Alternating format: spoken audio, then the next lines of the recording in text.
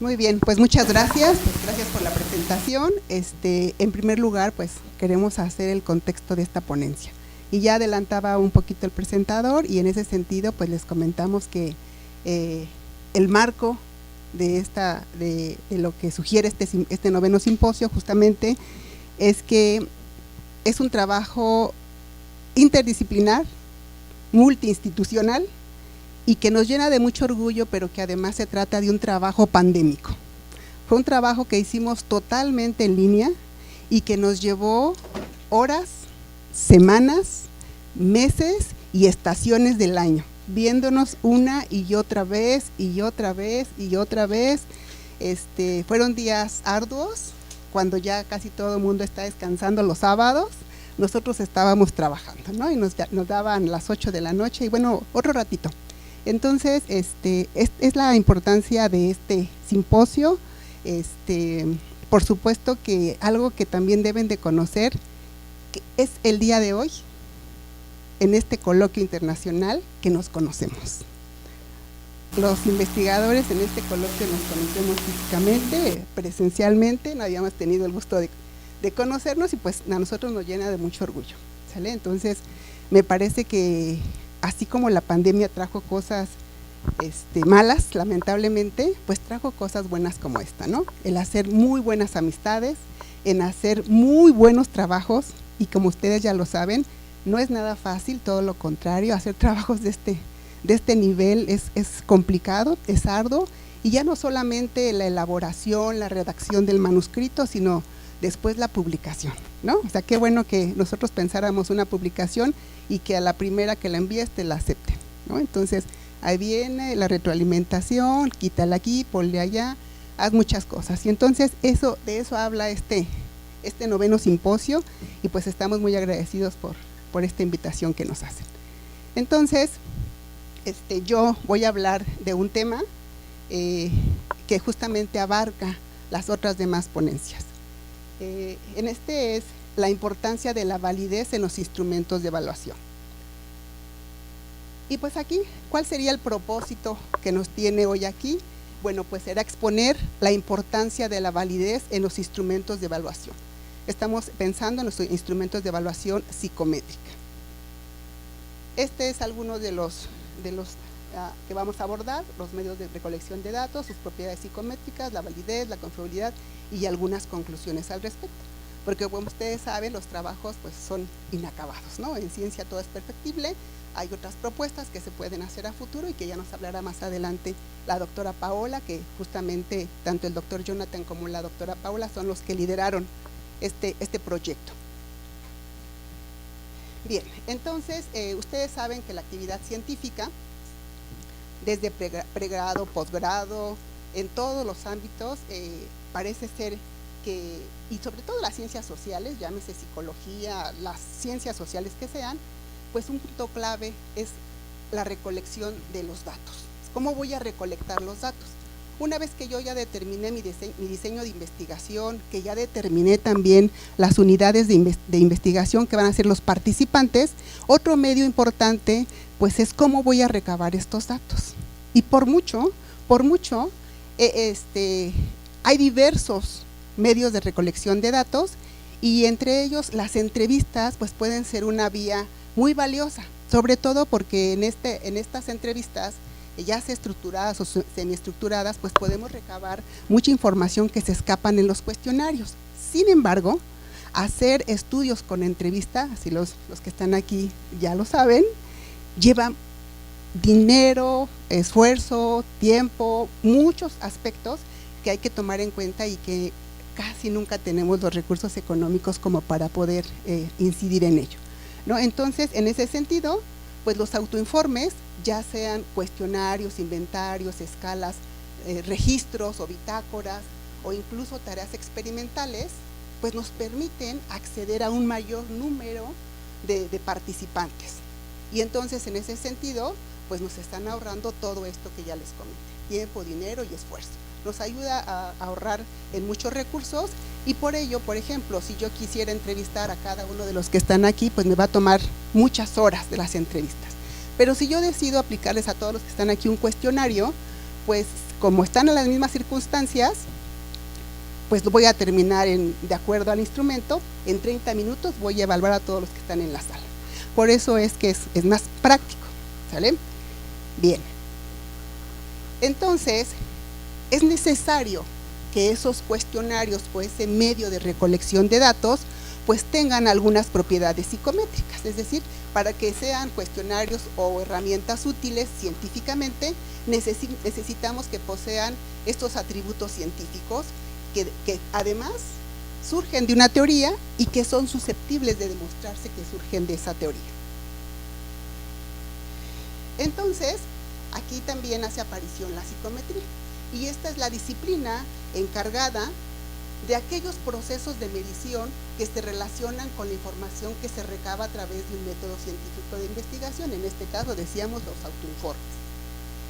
¿Por qué es importante la psicometría? Porque nos permite en primer lugar operacionalizar y cuantificar y probar esas teorías en un medio de evaluación de autoinforme, es decir, en lo no observable, en lo psicológico, y que también por ello en ocasiones se le llaman pruebas psicométricas. Entonces, la historia de la psicometría es joven, surge en el siglo pasado, a mediados de con las guerras, con la guerra mundial, la primera y la segunda, porque recuerden que hubo necesidad de reclutar una gran cantidad de personas. En primer lugar fue como abierto, y ya para la Segunda Guerra Mundial pues ya fue específico. Imagínense que enviaran a la guerra a una persona con ansiedad y que estuviera al mando de armas, la locura, ¿no? Entonces se tuvieron que hacer especificaciones, y ahí esto generó o posicionó las condiciones ideales para hacer reclutamientos en masa, y de aquí surge justamente la psicometría, porque entonces resulta que a partir de ahí todo lo quieren evaluar con instrumentos, con cuestionarios. Fue tal el grado del uso de los cuestionarios que entonces se exigió que deberían de poseer ciertos atributos científicos. Y entonces, pues vamos a ver que de esos dos atributos, uno es la validez y el otro es la confiabilidad. Vamos a ver con este esquemita. Aquí nosotros, si tenemos un instrumento que no es válido y que no es confiable, pues vemos cómo hay se erra, ¿no?, cuando lanzo estas flechitas. Cuando yo tengo un instrumento que no es válido pero es confiable, vamos a ver aquí que sí hay confiabilidad en los tiros, pero aquí decimos no es válido.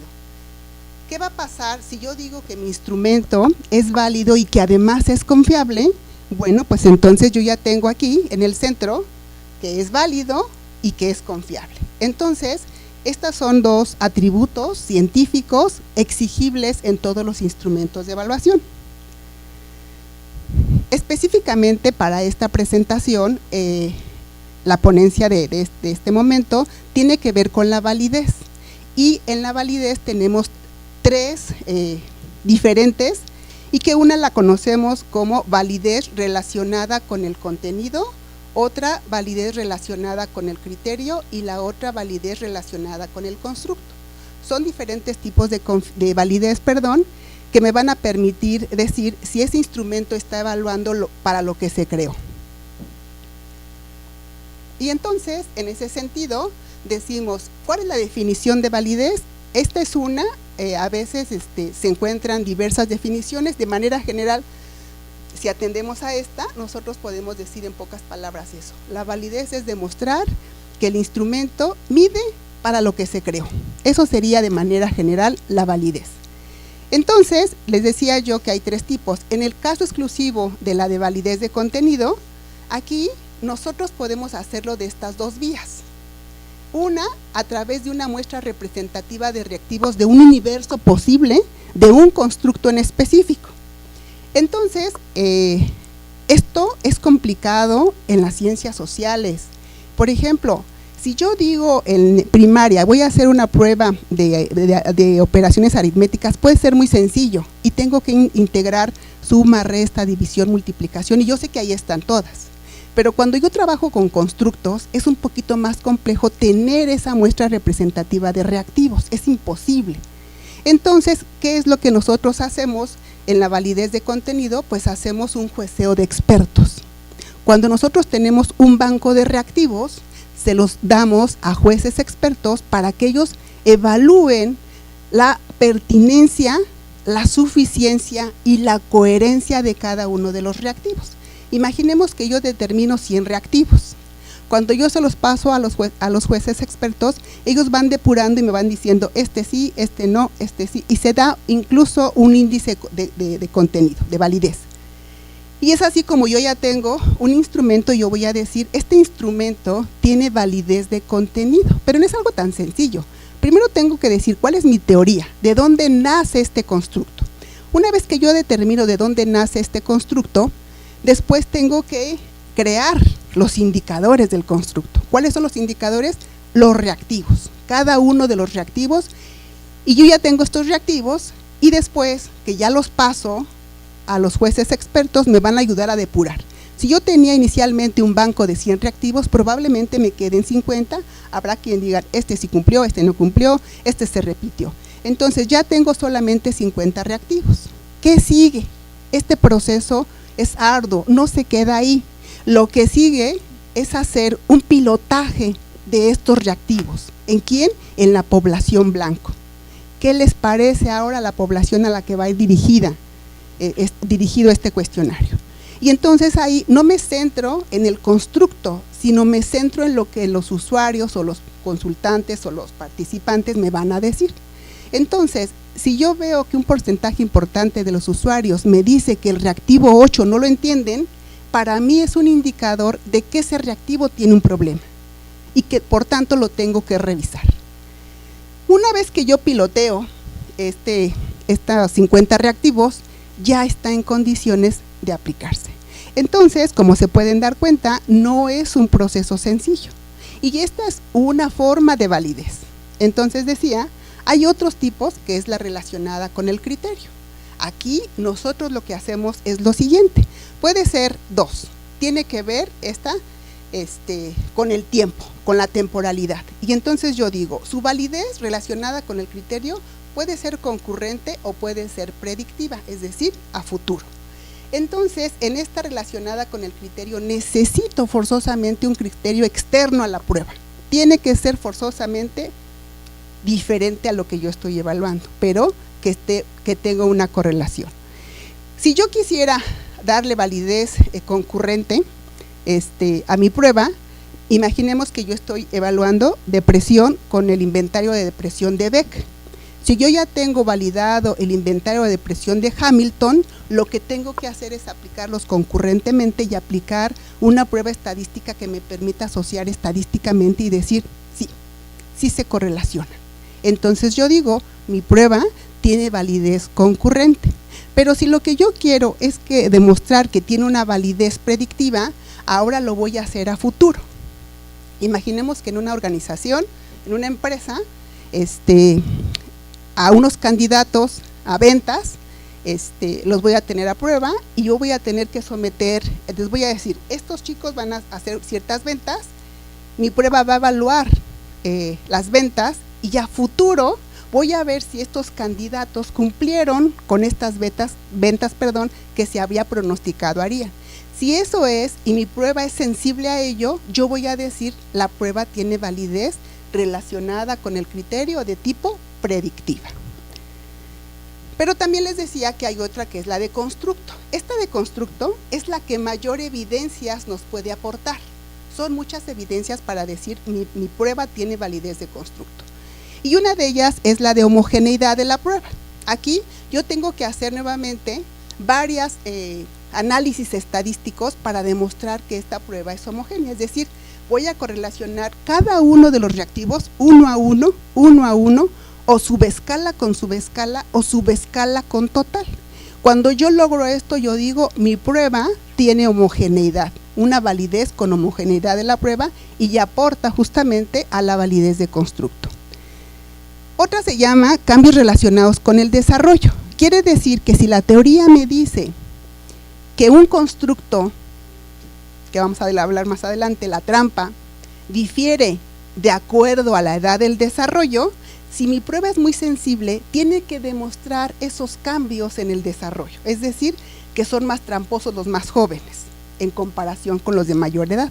Tiene que ser sensible y entonces yo digo, bueno, pues mi prueba tiene validez relacionada con el constructo de cambios relacionados con el desarrollo. En el caso de las diferencias grupales es muy parecida a esta, pero ahora son grupos. En lugar del desarrollo, lo que yo voy a hablar son grupos. Aquí pueden ser hombres y mujeres, pueden ser niños y adultos, en fin, todos los grupos que a ustedes se les puedan ocurrir. Hay otro que se llama efectos de la intervención. Aquí, imaginemos que yo voy a dar una intervención para desarrollar habilidades sociales y voy a ver qué tan sensible es mi instrumento para detectar esos cambios. Si los detecta, entonces yo digo, mi instrumento tiene validez de efectos con la intervención y abona a esta validez de constructo. Hay otra que se llama convergente y divergente y que hay mucha gente que los confunde con concurrente y predictiva y es otra cosa diferente. En estos casos, el constructo es el mismo y aquí no, aquí solamente una partecita converge o diverge de ese constructo. Y finalmente está el análisis factorial, ya sea exploratorio o confirmatorio. Entonces se dan cuenta que son muchas técnicas para poder demostrar que un instrumento es válido, sobre todo en eso que nosotros no podemos ver, que es lo psicológico, lo intangible. Bueno, entonces, ¿qué podemos concluir de esta pequeña exposición? Nosotros, en primer lugar, decimos, lo ideal sería que todos los instrumentos posean todos los tipos de validez, pero es imposible, no lo haríamos. Y Gregory en el 2001 dice, es mejor tener una sola evidencia sólida a muchas débiles, ¿no? Entonces demostramos una sola. Los autoinformes son una herramienta valiosa para los profesionales de la psicología y otras ciencias sociales, en virtud de la practicidad, como lo decíamos, porque nos permite ahorrar muchos recursos. Es una práctica ética y tenemos nosotros que demostrar que el instrumento que vamos a utilizar es válido, ¿sí? Entonces no podemos desconocerlo o conocerlo y hacer caso omiso. Necesitamos reconocer que ese instrumento es válido para lo que lo queremos nosotros utilizar. Para analizar la validez, pues ya vieron, existen diversos procedimientos para demostrar dichos atributos, por ello es importante tener conocimientos tanto de la teoría psicométrica como de la estadística. Y entonces, para cerrar esta ponencia que a mí me correspondió, pues entonces decimos cuál es la importancia de la validez en los instrumentos de evaluación y bueno, pues decimos que esto es una actividad científica que posibilita aproximarnos a la objetividad. Repito, medir lo no observable. ¿Sale? Muchísimas gracias.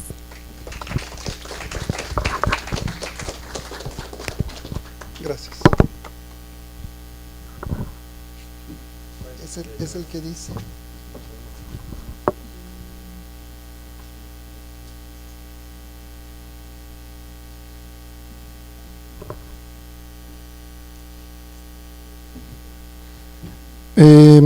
¿Y cómo lo? Ah, sí, ¿verdad? Sí. Bueno, buenas tardes a todos. Sé que es difícil estar ya en la última parte del coloquio, ya para cerrarlo en viernes y todos deseando fiesta, pero vamos a seguir con este noveno simposio. Antes de decir mi parte, pues quiero agradecer a los organizadores, a Juan González, a la organizadora del simposio y a cada uno de los, a cada uno de los asistentes y de este proyecto, ¿no? Como acaba de comentar Leti, en realidad nos acabamos de conocer hace una hora de manera presencial, porque todavía ha sido virtual y es como una aventura esto que les estamos contando.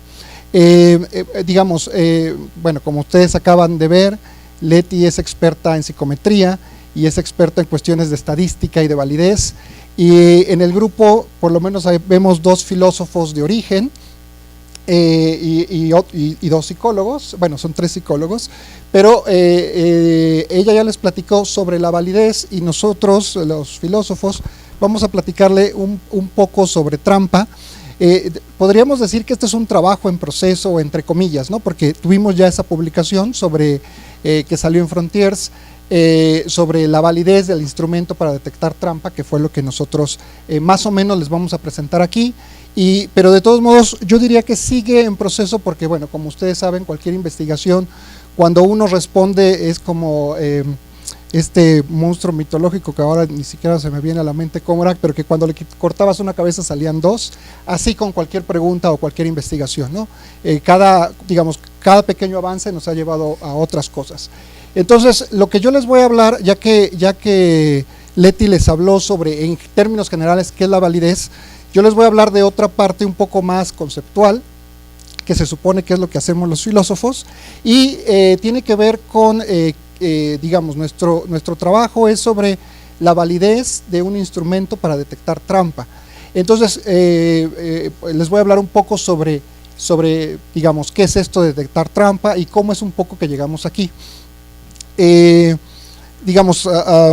mí me ha interesado, un poco a lo mejor biográfico, cuestiones sobre epistemología y sobre teorías del razonamiento, ¿no? Sobre todo me han interesado mucho cómo hay un conjunto de tareas de razonamiento que, surgen en los 70s y en los 80 y que fueron interpretadas como que los seres humanos lo hacemos muy mal, nos razonamos de manera incorrecta. Ahora, esos primeros experimentos fueron debatidos por una propuesta importante y bastante criticada. Yo creo que todos pensarían que es una propuesta como no muy viable, que es la psicología evolucionista, en donde básicamente te dice que las tareas de razonamiento que se originaron en los 70s podían ser replicadas si le teníamos un contenido social. Básicamente el empezar a trabajar con trampa viene un poco inspirado, aunque por supuesto no queremos defender tesis como de las que defienden ellos, pero inspirado un poco en los psicólogos evolucionistas sobre que tenemos un módulo para detectar tramposos. ¿Qué significa eso?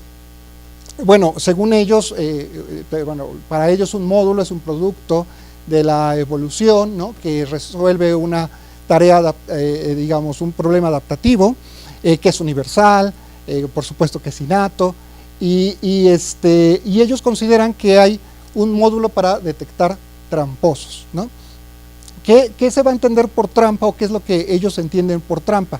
Básicamente, lo habíamos dejado en inglés porque había ponentes, pero creo que ahorita ni tuvo caso, pero básicamente trampa, como ellos lo definen, es la violación de una norma social en donde hay un contrato, ¿no? Y una violación es cuando, la trampa es exactamente cuando alguien obtiene un beneficio del contrato social sin pagar el costo del mismo. Y aquí por contrato social es una cosa muy amplia, ¿no? Un contrato social puede ser que, no sé, que cuando, por ejemplo, ahorita que no estoy en Durango, que alguien riegue las plantas de mi casa, pero que cuando yo estoy en Durango, por ejemplo, mi vecino, ¿no? Que riegue las plantas de mi casa, pero cuando mi vecino no está en Durango y yo sí, pues yo le tengo que cuidar a su perro, por ejemplo, ¿no? Ahí hay un pequeño contrato social, en donde hay, al parecer, beneficio de los dos lados. El tramposo es aquel que recibe un beneficio sin pagar el costo, ¿no? Según esta literatura de psicólogos evolucionistas. Yo sería tramposo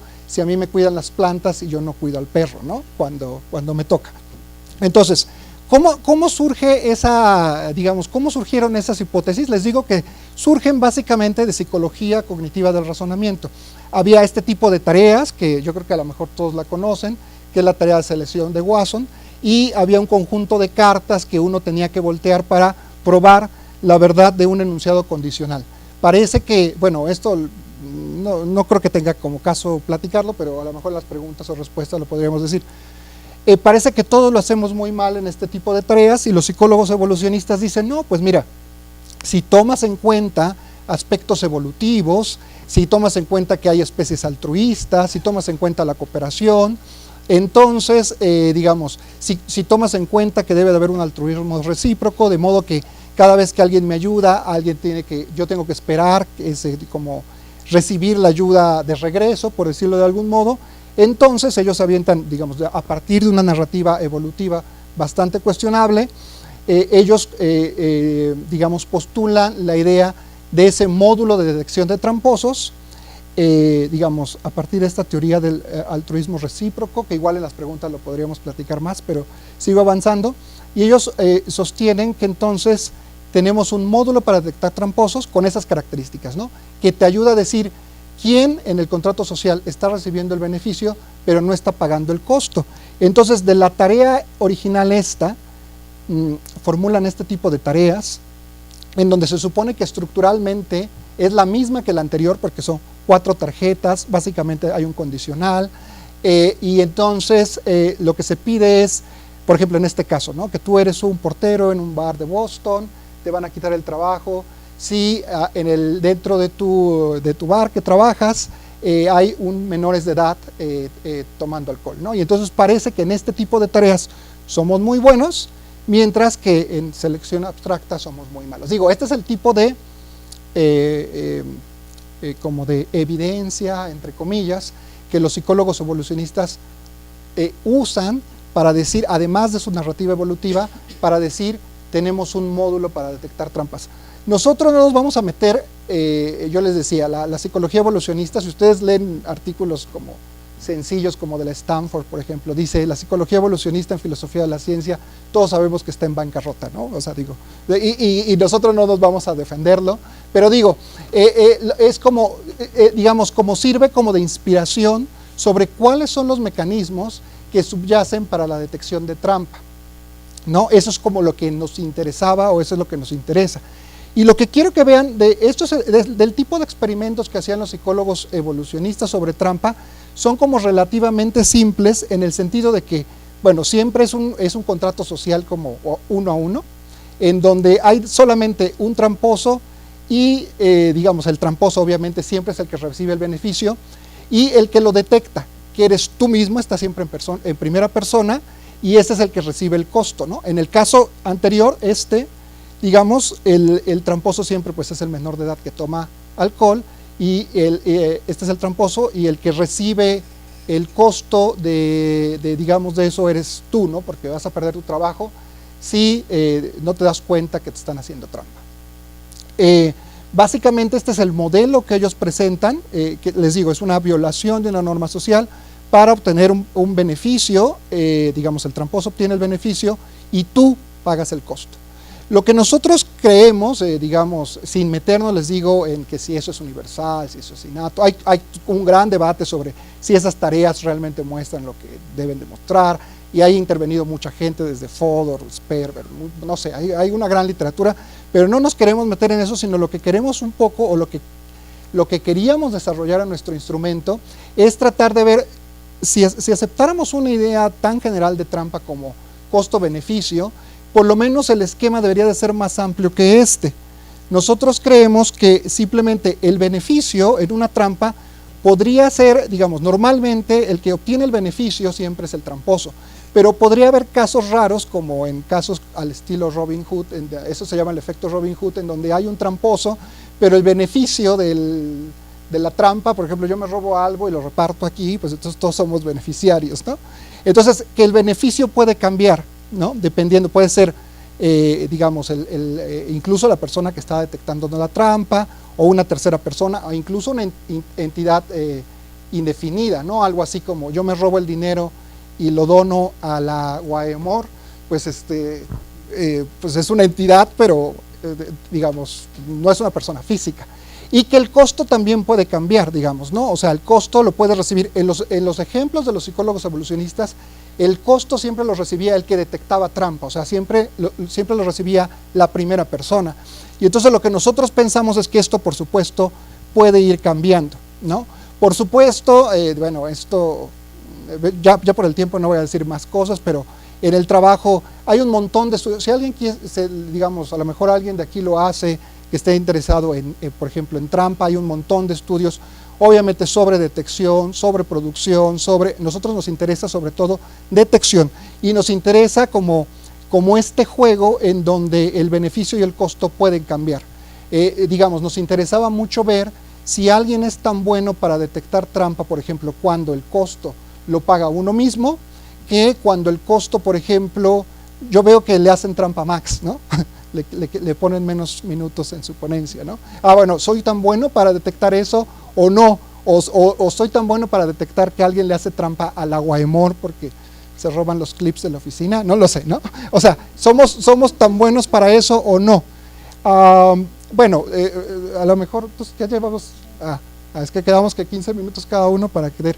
Otra de las cosas, digamos, esto lo menciono porque esto tiene que ver mucho con nuestro instrumento, ¿no? O sea, lo que yo quería que vieran era un poco como el concepto de trampa que estamos viendo. ¿De dónde sale eso? Sale de, pues por lo menos inspirado en, no queremos hacer compromisos más allá, en la psicología evolucionista. A lo mejor eso no es tan pecado a decir que hay módulos, pero por otro lado, queríamos ver que hay como toda una literatura de trampa por un lado, pero también otras que tienen que ver, por ejemplo, con engaño, con mentir. Originalmente queríamos juntar precisamente trampa, que tiene que ver con costo y beneficio y el rompimiento de una regla social, junto con el engaño, por ejemplo, ¿no? Pero el engaño nos pareció un poco más cognitivo, porque algunas definiciones de engaño incluían cosas como que el engañador, digamos, además de la intención, tiene que considerar que lo que es verdadero en realidad es falso, ¿no? O algo así como cambiar ese tipo de cosas, cosa que la trampa aparentemente no necesariamente tendría que hacer eso. Pero digamos, tenemos como una discusión acerca sobre si engaño y trampa son lo mismo, sobre hasta qué punto, por ejemplo, bueno, puede haber intersecciones entre ello.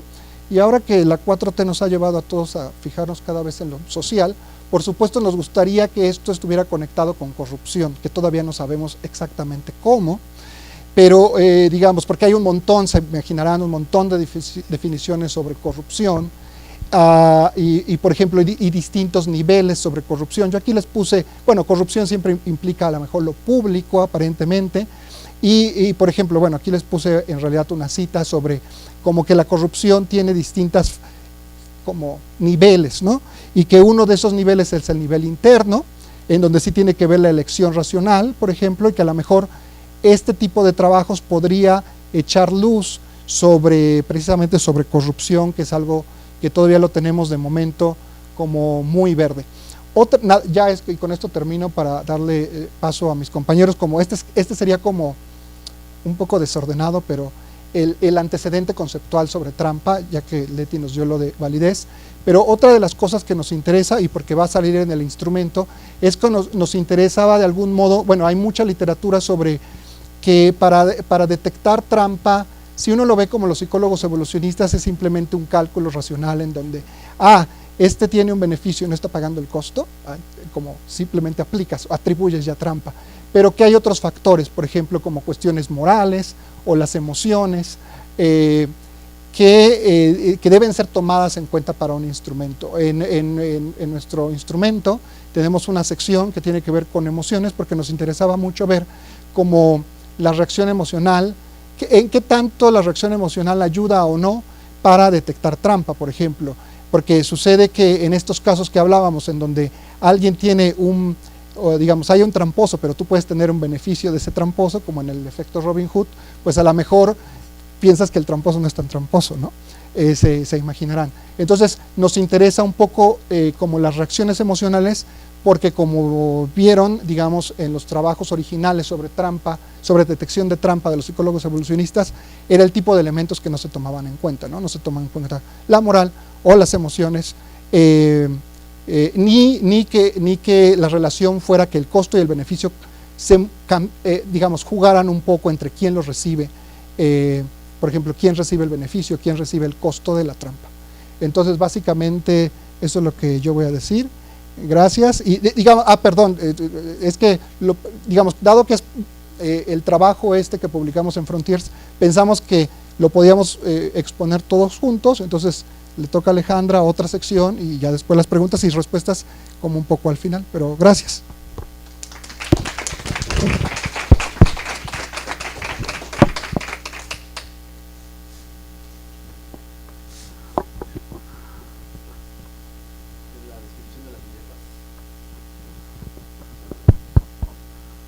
Hola, buenas tardes, ¿qué tal? Mucho gusto de estar aquí, gracias por la invitación. Y lo que yo puedo decir es que pues es un trabajo que nace de los filósofos, entonces y nace en parte de este contexto de ciencias cognitivas, y que les agradezco mucho, sobre todo a Jonathan y a Paola, que hayan impulsado este gran trabajo. Como ven, tiene muchas aristas, aún puede crecer más, pero en esto de hacer la interdisciplina y la transdisciplina, comentábamos hace ratito en una entrevista que ha habido fracasos, ha habido muchos éxitos. Yo considero que esto es un éxito y que puede todavía crecer más. Entonces, yo ya dado este contexto, voy a dar la descripción de las viñetas de este instrumento creado para la detección de trampa.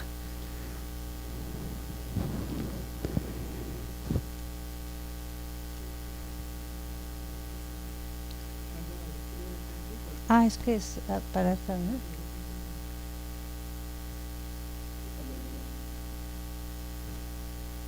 ¿no? Ups, no sé, o igual lo doy así. Es una trampa.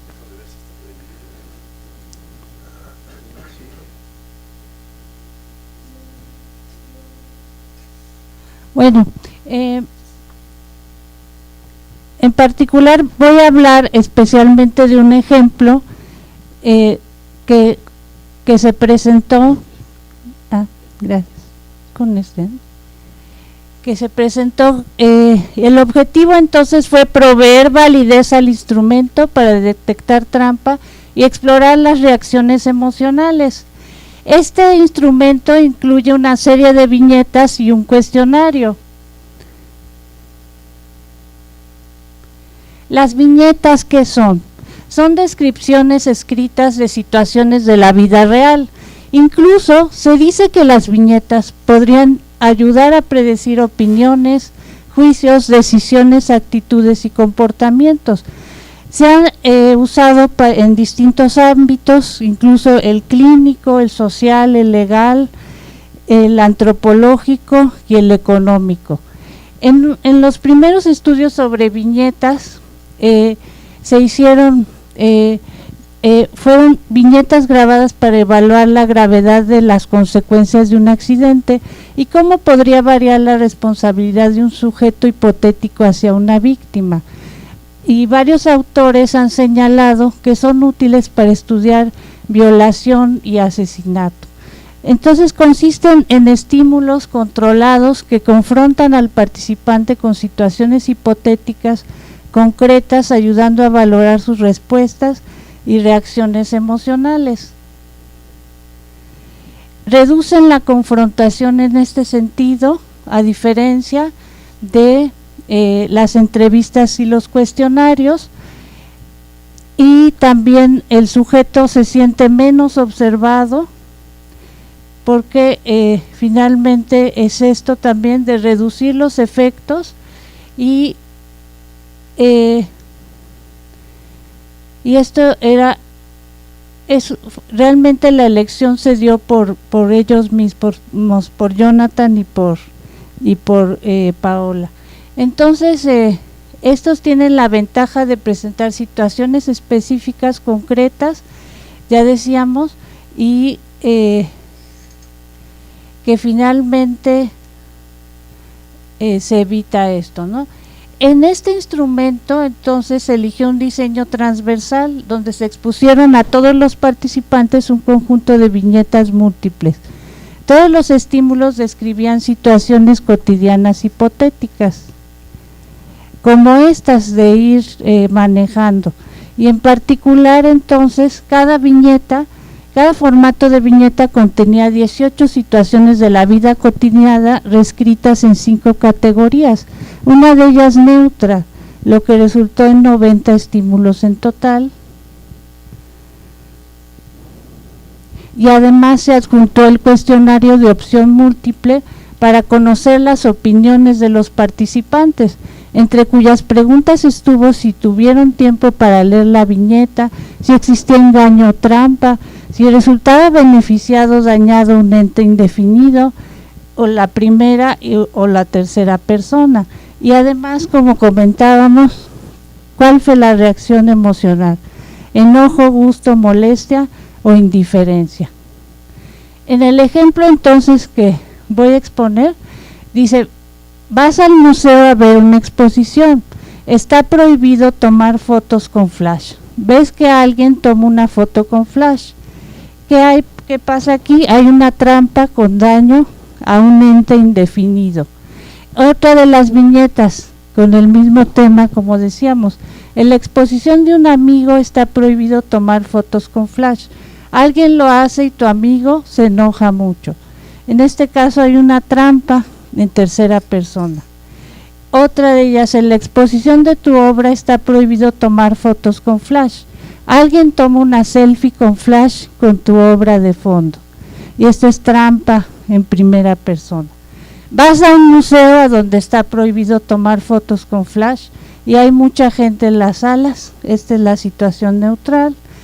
Y en el museo está prohibido tomar fotos con flash. Un fotógrafo famoso toma una foto con flash para regalártela. Trampa con beneficio en primera persona. Gracias. Por mi parte es todo.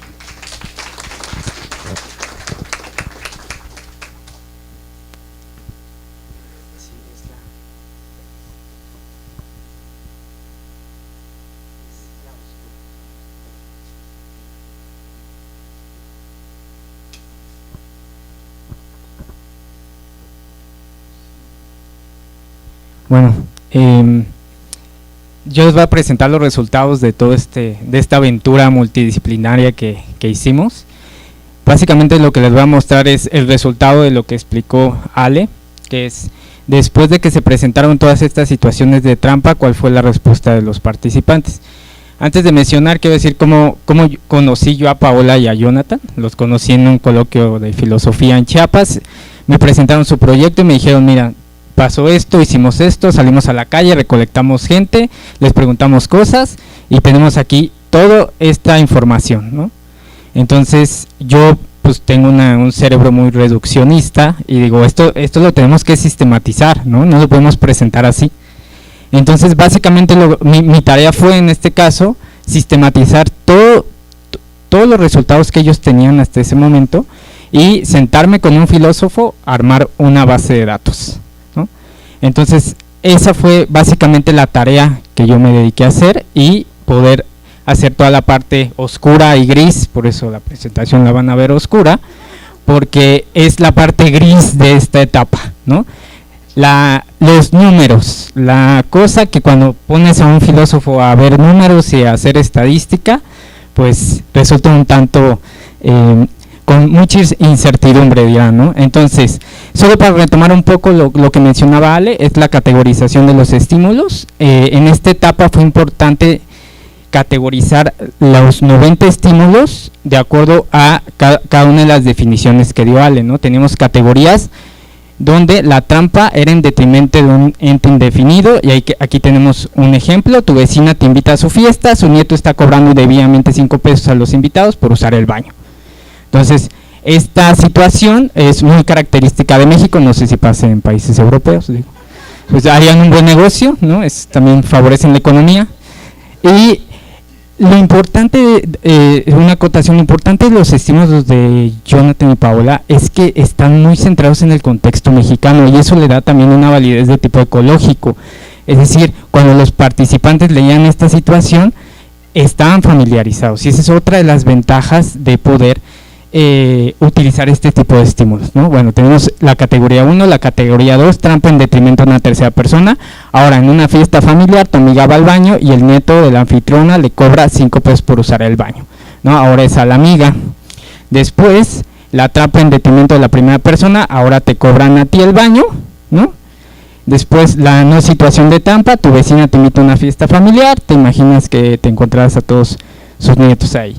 Y la última categoría, como le explicó Ale, la trampa en beneficio de la primera persona, ahora cachan al niño por hacerse de un bien más o menos tramposo y te dan a ti todo el dinero recolectado, ¿no? Entonces ya tenemos las categorías. ¿Qué hacemos después? Pues la matemática, ¿no? Contar uno por uno las respuestas de todos los participantes que leyeron estos estímulos y en una hojita pues estuvieron escribiendo sus respuestas. ¿Y qué encontramos? Pues básicamente que todo iba en función de la validez de constructo, que en efecto los resultados mostraban evidencia ya de la validez de constructo, y que las situaciones de trampa mostraban mayor frecuencia de respuestas confirmativas. Aquí lo tenemos en esta tabla, estas son las respuestas confirmativas, aquí cada una de las categorías, y en efecto donde había trampa los participantes la detectaban.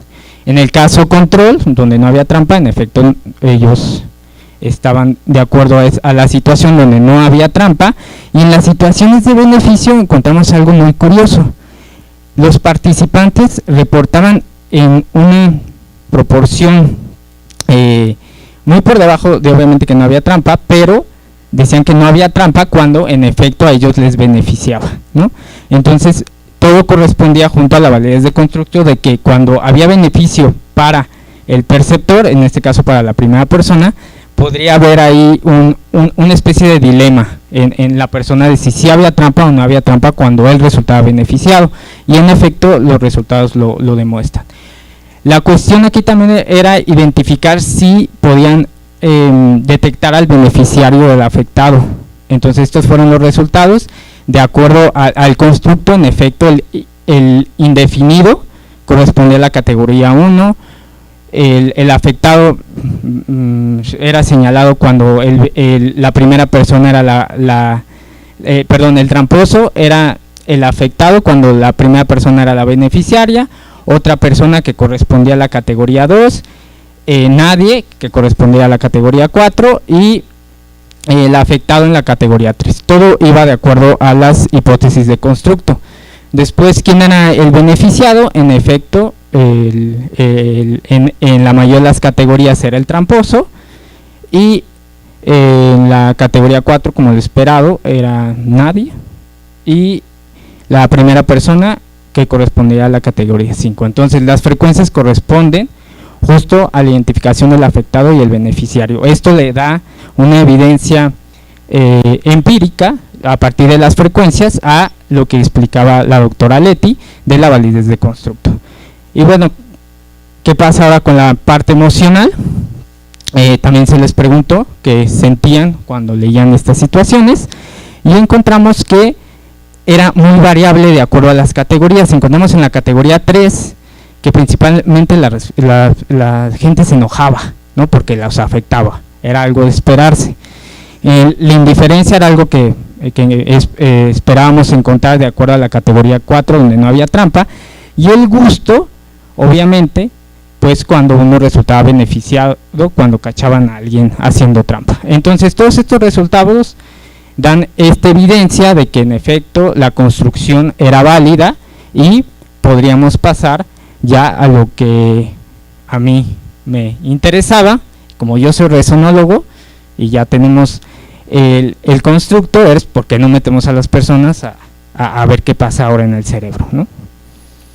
Entonces un poco de introducción muy rápida. Esto ya lo conocen, cómo funciona la resonancia magnética funcional. Pues aquí tenemos estos bichos. Este es el astrocito, la neurona. El astrocito es, en pocas palabras, el que le da de comer a la neurona. ¿Y cómo le da de comer? Pues a través de todos los nutrientes que fluyen a través de los capilares, ¿no? Aquí hay un video donde se ve que justamente a través de los capilares, cuando hay una estimulación, aquí vemos cómo hay una estimulación. Bueno, esto es una microscopía en una ratita. Entonces cuando se le estimulan los bigotitos a la ratita, están las neuronas que están asociadas a la estimulación de los bigotitos, y ocurre esta contracción, dilatación, y por aquí fluye el oxígeno y la glucosa. Entonces el flujo de oxigenación está relacionado con la actividad neuronal, ¿no? Y ya, bueno, aquí tenemos, le decimos la lavadora porque pues parece lavadora. Aquí metemos al cristiano, ateo, quien sea, lo acostamos en esta posición.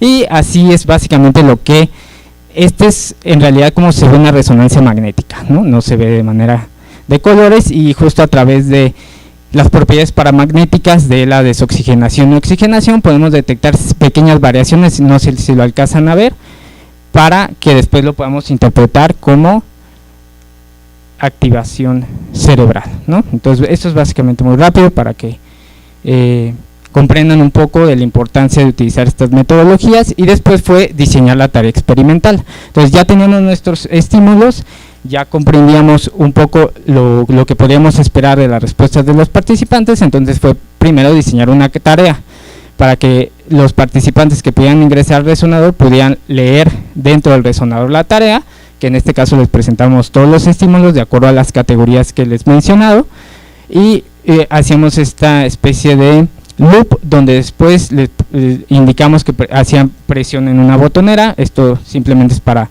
cerciorarnos de que el participante no se durmiera dentro del resonador, porque se duermen, y después una cruz de fijación para poder volver a empezar la tarea, ¿no? Esto fue un piloteo básicamente con 5 participantes en el Instituto de Neurobiología, y también fue de muy alta colaboración con la doctora Laura Cuellar, que nos permitió poder acceder también a este instrumento. Y estos fueron los resultados, ¿no? Cuando los participantes leían estímulos muy parecidos a estos, donde el afectar era un ente indefinido, encontramos que en su mayoría el cerebro muestra activación en estas regiones cerebrales, ¿no? El cerebelo izquierdo, que ya está asociado a procesos semánticos inconceptuales del procesamiento emocional, la circunvolución del cinguleo posterior con estos recuerdos autobiográficos, y la circunvolución parahipocampal con el contexto social y recuerdos episódicos, lo cual parece ser concordante con el tipo de estímulo, ¿no? Los participantes, de acuerdo a lo que encontramos también en la psicometría, tratan de identificar el contexto de trampa y categorizarlo de acuerdo a una reacción emocional, lo cual podría estar correspondiendo justo con la activación de estas regiones, y también un recuerdo que posiblemente les estimule este tipo de lecturas, ¿no? Eso es en cuanto a la categoría 1. Cuando leían los estímulos de la categoría 2, aquí viene el ejemplo, únicamente encontramos activación en esta región, que es el precuneus bilateral, que está muy relacionado con cuestiones autorreferenciadas y de atribución de situaciones socialmente relevantes, ¿no? Lo cual es un hallazgo que no había sido reportado antes cuando había detección de trampa, lo cual podría indicar que esta autopercepción al momento de poder leer este tipo de estímulos es importante para poder generar la detección de trampa, ¿no? En cuanto a la categoría 3, que es justo cuando el afectado es la primera persona, encontramos nuevamente activación en estas regiones del precuneus izquierdo y la circunvolución del cíngulo, que nuevamente están con estos procesos autorreferenciales y emocionales, y la inferencia de estados mentales en otras personas, es decir, cuál es la intención del otro en realizar trampa y cómo eso me puede llegar a afectar, ¿no? Lo cual concuerda con la activación en estas regiones y lo que ha reportado previamente la bibliografía. Y finalmente, cuando el beneficiario es la primera persona, encontramos otra vez el precuneus, la circunvolución angular y regiones temporales, ¿no? Lo cual nuevamente es esta cuestión del procesamiento de información socialmente relevante, estados mentales de otras personas, y en esta situación la actividad angular con el procesamiento de estímulos más complejos, ¿no? Lo cual podría indicar que cuando los participantes leen este tipo de estímulos requieren una mayor carga cognitiva y procesamiento cognitivo, lo cual puede reclutar más regiones, ¿no? Y bueno, hasta aquí fue mi participación, y ahora le cedo la palabra a Paula.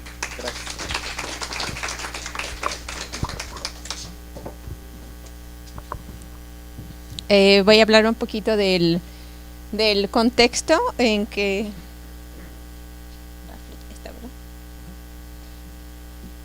vamos a regresar a la otra. La misma de bueno.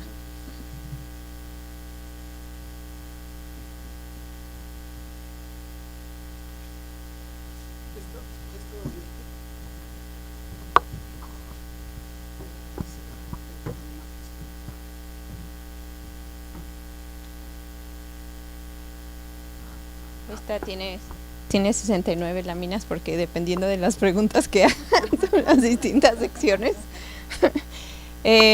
Voy a hablar un poquito del contexto de la discusión y cómo se podría ir modificando. Y al final vamos a hacer una pequeña ronda de como experiencias de cómo fue a realizar este trabajo pues netamente interdisciplinar. Lo primero que sería importante decir es que, como ustedes vieron, como les explicó Jonathan y Leti al inicio, esto tiene como trasfondo al menos 4 tipos de anclajes teóricos que pueden identificarse. El primero es este de la detección de trampa, inspirado también en los psicólogos evolucionistas, que, yo mi tesis la hice de modularidad, pero uno odia ese tipo de explicaciones tan simples. Sin embargo, sí es cierto que esos tipos de trabajo, por ejemplo, aunque uno odie a los psicólogos evolucionistas, después ves que los que resultan publicados están inspirados, las resonancias magnéticas de detección de trampa están inspirados en los psicólogos evolucionistas y que están asesoradas por ellos, como en el caso de Hermer, que hicieron esos reportes de con resonancias magnéticas y bueno, ubicando las regiones de no tan precisas como las que les reporta Daniel, pero que van en esa dirección. Entonces, aunque uno no quiera, se da cuenta que esa es la tendencia actual, y lo demás que ustedes saben, que es mucho más fácil publicar si tiene neuroimágenes que si no tiene. Otra parte del anclaje teórico son los diseños experimentales en neurociencia. De las primeras cosas que nos dimos cuenta cuando empezamos el proyecto, y bueno, un poco anecdóticamente les podría relatar que empezó en el 2015. De hecho, cuando fue un poco antes de la pandemia, nos dio mucho, lo platicamos con demasiado desánimo, al menos 4 de los que entramos y salimos al proyecto, diciendo, este es el proyecto que más trabajo le hemos invertido y no hemos podido concretar absolutamente nada. No hemos podido sacar una publicación, a pesar de que todo fue, como dice Jonathan, trabajo artesanal, así como hacer una bebida espirituosa artesanal, que tú estás haciendo todo. Nos saltamos el papel y lápiz, pero fue lo único que nos faltó. El hacer Excel de cero con unas sábanas inmensas de estímulos de los cuales al principio para la primera validez eran 120, después 105, nos dijeron que los recortaran que los recortáramos para que la prueba quedara como en menos de 90, como 54 minutos, porque se aburren mucho los participantes. Pero a la vez, si no tienes toda esa cantidad, no puedes saber cuáles sí son válidos y cuáles nadie entendió. Hay a los que al 1, 2 o 3 participantes no entendieron, todos esos empezaron a sacar. Obviamente que nos daban distintas instrucciones, o sea, también cuando nosotros empezamos el proyecto nos decían, sí, pero tienes que hacer 5 rondas por 15 de 5 estímulos homogéneos por enunciados y después los vas a presentar aleatoriamente. Entonces, en una parte que fue muy laboriosa, según nosotros ya lo teníamos, pero pues como nuestras ideas filosófico-teóricas, y después nos dijeron, no, tiene que ser un rango entre 19 y 22 palabras todo, entonces tuvimos que volver a hacer lo mismo, así, hasta todo otra vez de cero. Entonces, bueno, esa fue una parte como más de la teoría. Y otra fue que pues un colaborador anterior y yo tomamos el curso de diseño experimental con resonancia magnética, y lo primero que llegas y te dicen es, ok, ¿de qué quieres hacer tu experimento? Y nosotros, no, pues de trampa y no sé, pues quizá de corrupción. Bueno, pues en contra de lo que los filósofos o los teóricos pensamos, te dicen, bueno, pues lo primero que tienes que hacer es investigar quién ha hecho experimentos como los tuyos y si no existe ya lo que a ti se te ocurrió.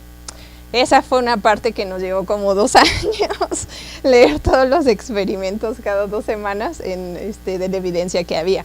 Vimos que la mayoría hay mucho de activación cerebral, resonancias magnéticas con infracción de normas sociales y morales, por ejemplo, violación de normas de etiqueta, de un japonés que va a Estados Unidos por primera vez y entonces no puede seguir los rituales, y a la inversa, alguien que le preguntan, ¿cómo estuvo la comida? Aquí en el contexto mexicano, y que te diga, está terrible, yo no soporto esa comida. Entonces, que ese tipo de ejercicios sí están muy estandarizados. Otra cosa que nos decían es, pero también toma en cuenta que si le metes más variables va a estar muy complicado tu experimento. Después de que dijimos, mira, de veras iba a ser algo innovador, sí es importante hacer un diseño sobre eso, decían, mira, ¿por qué no lo dejas en sí y no? En sí detecta trampa o no detecta trampa. Dijimos, pues no, porque nosotros como somos filósofos y nos gusta lo complicado, lo que quieres saber es qué otro tipo de activación, qué otras zonas, qué otros indicios tienes cuando alguien detecta trampa. Y así es como empezamos a considerar las reacciones emocionales. Para ese momento ya teníamos nuestros estímulos más o menos válidos, íbamos ya como en la 7ª ronda de piloteos digamos, de validación. Me refiero a que se lo pones primero a 5 individuos y parece que todos lo entendieron. Otra, así, fueron 6. A la 7ª más o menos ya quedó y son los que nos dejaron meter al resonador. Bueno, eso nosotros también notábamos que si nosotros no controlábamos la variable de las emociones, era poco informativo. De hecho, perdías la parte más rica porque las personas conductualmente sí se dan cuenta cuando hay situaciones de trampa, aun cuando reciban un beneficio, es decir, como en la 5ª categoría. Eso, en palabras mucho más simples, va en contra de lo que escuchamos comúnmente de estamos tan habituados a la trampa y la corrupción que ya no podemos detectarla. Entonces, el experimento, si dijeran cuál es una de las hipótesis principales, sería esa, que aun cuando tú le presentas 90 estímulos a los sujetos, de los cuales, no los 90, pero sí 15, 17 situaciones, sí son de trampa con beneficio para ti, pueden mostrar esa sensación de gusto. ¿Y cómo sabes? Porque después de cuando terminan la entrevista, les preguntas, oye, ¿qué te pareció? No sé qué, ¿se te hizo aburrido? Etcétera. Y dicen, bueno, esas situaciones, dice, da primero de enojo y después da gusto. Y eso es lo que también se vio en la resonancia. Es decir, que aunque tú recibas ese beneficio, si te deja ir el policía cuando le das la mordida, de todos modos sí sabes que hay trampa. Entonces no es cierto que no la detectemos. Y también ese es un supuesto que tenían los psicólogos evolucionistas y mucha de la literatura. Si me preguntaran cuál es la aportación, sería esa. Porque casi todo el mundo está tan preocupado por esas situaciones y quieres dar estas explicaciones de la habituación, y eso es una discusión que tiene para los dos lados y que aparece recurrentemente en el Scientific American, como con el trabajo de Shalby, es la habituación hace que la detectes o que no la detectes. Hay para los dos. Bueno, entonces ese tipo de diseños son los que también fueron, podré decir moldeando, pero no es así como dándote duro de por dónde no. Otros son las mediciones internacionales sobre corrupción, todas estas grandes Biblias que te dicen, miren, la India, no crean ustedes que son tan especiales, de hecho es como la tendencia, o sea, sí, excepto que haya normas explícitas, sociedades en las cuales como hay menos condiciones de desigualdad, etcétera, la media, y pues por ahorro de energía cerebral, es que nosotros queramos recibir el beneficio sin pagar el costo. Eso es evolutivamente eficiente. Entonces, las mediciones lo que te dicen es que esa es una tendencia bastante arraigada en los humanos, en todas las sociedades se va a dar. Y otro hecho importante es que se va mucho más allá de las consideraciones éticas o de la moral o de ser demasiado normativo, porque lo que también te das cuenta es que no hay como la gran escala de la corrupción, la de la esfera política y la del el ciudadano de a pie.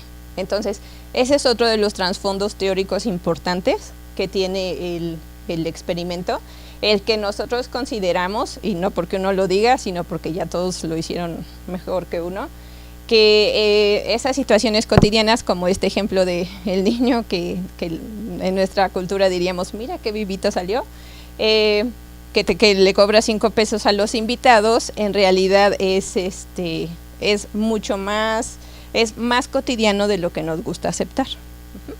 Bueno, entonces esos son los trasfondos.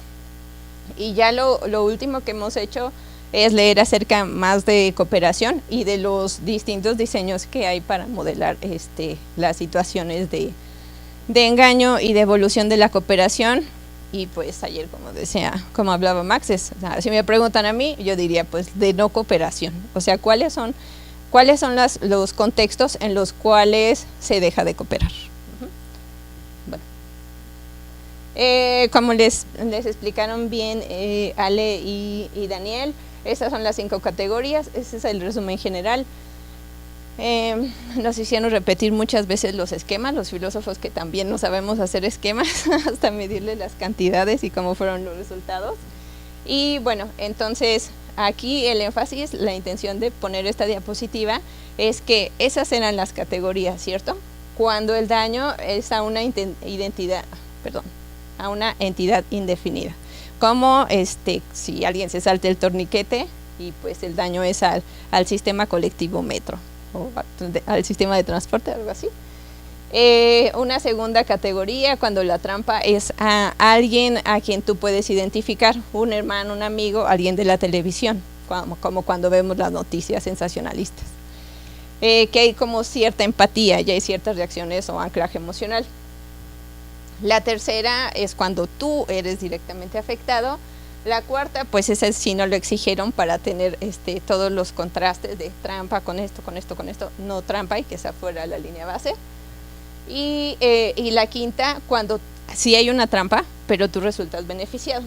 Entonces, si ven, todo ese anclaje teórico da para este experimento nada más, pero no para muchas otras preguntas que siempre hacen y que es lo que queda. Como 3 vidas se necesitan para analizar todo esto. Hay literatura, la que es muy clásica, como la de Colbert, y bueno, lo que ya sabemos que la pregunta es si es costoso, te implica mucho esfuerzo el ser honesto o el ser deshonesto. Entonces, pues también hay de las dos. Hay quienes dicen que pues cuesta mucho trabajo y por eso las personas hacemos trampa, engañamos y hacemos mucha corrupción. Otros que dicen que no, es mucho más sencillo cognitivamente, solo tienes que seguir una serie de 3 instrucciones, y muy inspirado en esa línea de Jonathan Haidt, te va a decir que pues es fácil seguir las reglas. Hay otras que son estas todas las teorías acerca de pues que se conectan con los de naturaleza humana, si nosotros normalmente seguiríamos las reglas o no, nuestra moralidad muy instintiva, que quién sabe cuál sea esa. Y hay mucho sobre la fuerza de la situación. Una vez que presenté esto con los de Pittsburgh, decía, bueno, sí, claro, van a decir, esta persona latina viene a hablar de este tema porque pues es su cotidiano, pero a nosotros no nos importa. Pero no, hay muchísima literatura que te dice, el 70% de las personas en el primer mundo ha sustraído al menos un clip, una hoja, etcétera, de su centro de trabajo. Y cada vez hay más literatura que te dice, por ejemplo, en Escandinavia, Noruega, Suecia, Finlandia, que están más preocupados por estudiar estos fenómenos de corrupción que se dan con la inmigración. Me recuerda siempre esa literatura a Lillehammer, que en una sociedad completamente bien regulada y que hay bajos índices de corrupción, llega un pequeño gueto que empieza a hacer estas situaciones de, por ejemplo, blackmailing, y bien rápidamente se reproduce. Ajá. Entonces por eso les he empezado a preocupar bastante, también a los holandeses, ahora están muy metidos en todos estos análisis y echando un ojo a los laboratorios de corrupción como nuestros países latinoamericanos. Entonces, bueno, eso es muy contrastante también.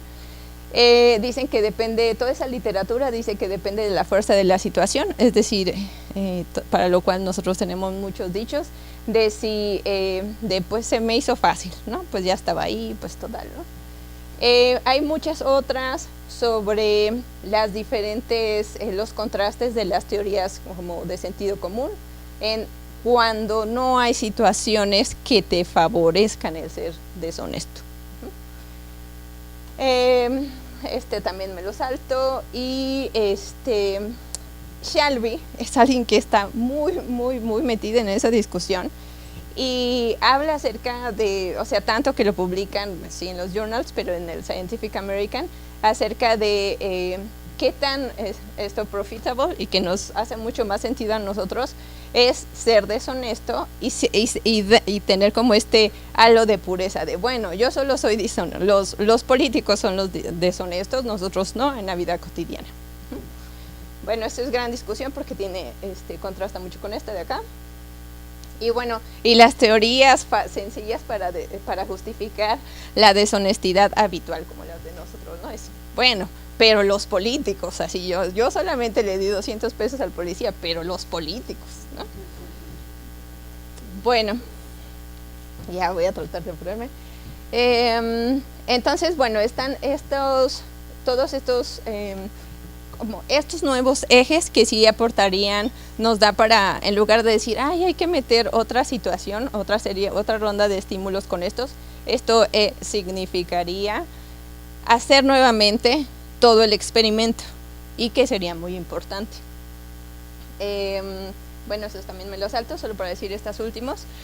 Hay muchas situaciones que se necesitarían excluir, todo estas de cuando eres autoindulgente, cuando tú adjudicas la deshonestidad al otro, más bien las motivaciones, como esto de la vocación hacia el ladrón, y cuando no entienden. Eso también es parte de la discusión teórica, viene un poquito en el paper, de que cuando tú no puedes clasificarlo como trampa o como engaño, eso entra fuera de esta categoría, porque sí tienes que tener noción de lo que está ocurriendo. Eso sería tarde de explicarlo. Bueno, ya lo último que hemos empezado a leer es esto acerca de la cooperación. Si en verdad es digamos, hay una literatura que se puede empatar, esta de la psicología evolucionista, pero que tiene el mismo tipo de narrativas que las explicaciones sobre la cooperación, y que te van a decir un montón de historias bonitas acerca de cuando la cooperación se hizo redituable. Pues cuando empezaron a vivir más de 30 familias, la casa, se necesitaba el lenguaje, se necesitaba organizar, distribuir el trabajo, como estos libros o todas las teorías acerca del Pleistoceno y la cooperación en el Pleistoceno, que nos dan un montón de hipótesis plausibles basados en evidencia arqueológica bastante endeble, porque pues sí, como la charla anterior, te pueden decir, mire esta flecha, y de ahí sacan un montón de conclusiones acerca de cuál pudo haber sido el contexto social en el que se desarrolló esa herramienta. Sin embargo, pues bueno, es bastante dudoso todo esto. Dicen, bueno, cada que encuentran una objeción demasiado fuerte respecto a cierta herramienta, dicen, no, seguramente entonces no fue en el Pleistoceno, fue casi cuando empezó el Holoceno, cuando empezamos a cooperar un poco más eficientemente. Y bueno, pues todo lo que nos puede explicar Max mejor sobre la evolución de la cooperación. Sin embargo, quizá una de las preguntas más interesantes es, como lo dice muy bien Sterelny en su libro de 2021, de Evolución en el Pleistoceno, un montón de rollo, pero lo que sí es muy iluminador es que te dice, mira, hay toda esta literatura que te habla acerca de las teorías plausibles acerca de cómo es que pudimos sobrevivir como especie, y básicamente porque somos sociales y porque empezamos a cooperar, pero toda la literatura se ha basado más bien en ese tipo de evidencia, cuando en realidad hay que explicar en qué momento, qué es lo que causa que la cooperación colapse, y eso sí es una pregunta más interesante. Ese hueco está vigente, y tú, para entender bien o simplemente plantear la pregunta correcta, tendrías que poder explicar cuáles son los contextos, o si en verdad cooperamos más o en general cooperamos poco. Hay dos formas que yo creo que sí son muy interesantes de incorporar en todos este tipo de discusiones, no solo en este experimento, y él sí distingue estas dos cosas. Una cosa que es, mira, tú cooperas, más o menos tú pagas tu parte, lo que toda la literatura se ha basado en esta y no en esta, ¿no? Tú pones tu parte porque tú esperas que el otro ponga su parte. ¿cierto? Entonces es lo que siempre se conoce como free riding, así, pero esperas que se te pague lo justo. No existe el altruismo en sentido general, dirían estas posturas más radicales, porque tú siempre tienes una expectativa de recuperación o simplemente de que no sucumba a tu especie. Sin embargo, ese hueco también se basa en que esta parte no se ha estudiado lo suficiente. Cuando tú te adueñas de más de lo que te toca, y dice que esa es la más dañina de todas. Por ejemplo, de, bueno, que seas como greedy, ¿no? Que tomas más de lo que siempre estés, que seas avaricioso, que digas yo cooperé, pero digas yo cooperé mucho, como los ejemplos que tenemos del experimento. Te invitan a una fiesta de traje y llegas sin nada, ¿no? Y sin embargo pruebas todo, ¿sí? Entonces, en ese sentido, pues los leones son las dos cosas, ¿no? Porque ni siquiera cumplen, o sea, no pagan su parte, y además de lo que hay, se comen todo, ¿no? La mejor parte. Sí, los burros. Entonces, bueno, estos son, pues, lo demás que sigue, en lo que ahora estamos como más detenidos. Y entonces, bueno, no se podría simplemente hacer una enmienda a lo que más o menos se avanzó, sino que habría que empezar otra vez y controlar estas variables de los, por ejemplo, de los free riders, y sí poner el contexto en un contexto como control aparte, un diseño en el que sí pongas puras situaciones en los que son greedy, que no ponen lo que les corresponde, que son como leones, ¿no? Y que de todos modos se comen todo. Este es uno de los problemas también centrales que ahorita se están discutiendo en relación a la cooperación. Si depende de las reglas implícitas, si se van a mitigar lo suficiente, y no como en los discursos políticos en contra de la corrupción, o los juristas, de que simplemente es porque tiene reglas que no están muy bien hechas, o la aplicación de la ley, la impunidad, etcétera. Pero bueno, que sería más interesante estudiar también los contrastes de los procesos en que sí se llega a estabilizar la cooperación, controlados con aquellos en los que no se puede estabilizar. Otra parte importante que hizo pensar el libro de Sterelny es que esto es muy difícil de medir. El altruismo se pone en duda porque siempre tienes esa expectativa de recompensa, o porque pues nada más ahí te tocó vivir, como diría Cristina Pacheco, pues haces lo que te tocó porque te tocó ser de muy bajo rango, entonces pues a ti te van a mandar de soldado y pues tú tienes que estar ahí con el narco, ¿no? Entonces, muchas veces dice por la escala de la cooperación. Conforme una sociedad, 30 familias en el Pleistoceno con estas hipótesis, es fácil de imaginar, pero conforme van aumentando la cantidad de individuos, es más difícil detectar quién hace trampa, quién no está pagando su parte. Entonces, esta pérdida de visibilidad y el mutualismo es muy difícil de seguir, como cuando uno dice, sí, pero yo no voy a pagar mis impuestos, total que mi calle no está pavimentada. Y entonces, bueno, serían estas tres: el aumento de la escala, el aumento de complejidad y la menor capacidad de detección. Y ya por último, yo creo que esto sí es como la parte que más como consume energía, pensar cómo solucionar una situación hipotética como esa. Nosotros normalmente decimos, pues entonces ya no voy a pagar impuestos, yo ya no voy a cooperar, pero ¿cuál es el costo de ya no cooperar, de cuando empieza a escasear la cooperación, como en los contextos de corrupción o como en el nuestro? Tú decides, puedes tomar la decisión de, pues entonces ya no voy a hacer nada, yo ya voy a ir solo, ¿no? Digamos que si dices, las comisiones se reparten entre 3 profes, pero no está en capacidad permanente, ¿no? Ese tipo de casos nos mueven mucho, pero dices, pues ya no voy a hacer nada, y sin tomar en cuenta los otros factores, que este es un binomio en donde si tú tienes si son un grupo de 5 profesores y se reparten, pues entonces eso crea un aumento de 20 a 25% más de aumento de trabajo para los que de hecho sí cooperaban. Y eso es un tipo de discurso que normalmente no se toma en cuenta en estos diseños y que tiene que haber manera de incorporarlo. Entonces, hasta ahí.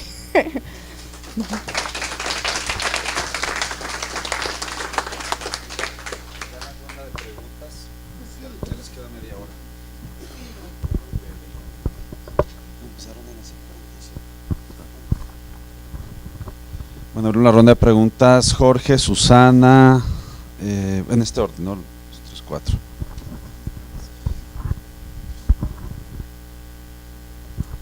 Pues muchas gracias, fue muy interesante. Creo que me pareció muy bueno tener un simposio así en este tipo de congresos, porque podemos ver cómo se lleva a cabo una investigación interdisciplinar, y yo la llamaría incluso transdisciplinar, ¿no? Porque sí tiene como objetivo resolver un problema muy concreto y que nos atañe como sociedad, ¿no? Entonces muchas gracias. Tengo 2 preguntas. Una es, bueno, yo estoy ahorita participando con otros 2 filósofos en desarrollar un cuestionario. Entonces quería saber en particular, Paola y Jonathan, como qué recomendaciones darían como filósofos empezando a tratar de desarrollar cuestionarios. Y la segunda sería un poco para todo el panel, ¿qué recomendaciones o qué sienten que fue lo más difícil al llevar a cabo este tipo de investigación interdisciplinar? ¿Qué fue como los obstáculos que encontraron al tener distintas disciplinas interactuando? Gracias.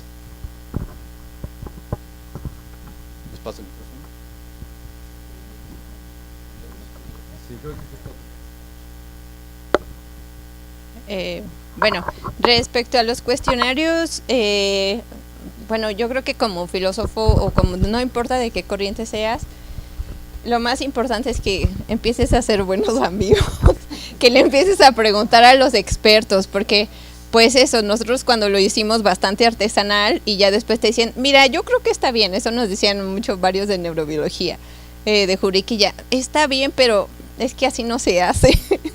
Entonces eso, como tratar de asesorarse de los que pues sí se dedican a hacer mediciones y la validación de los estímulos, porque uno hace las preguntas, pero hay toda una metodología para hacer eso.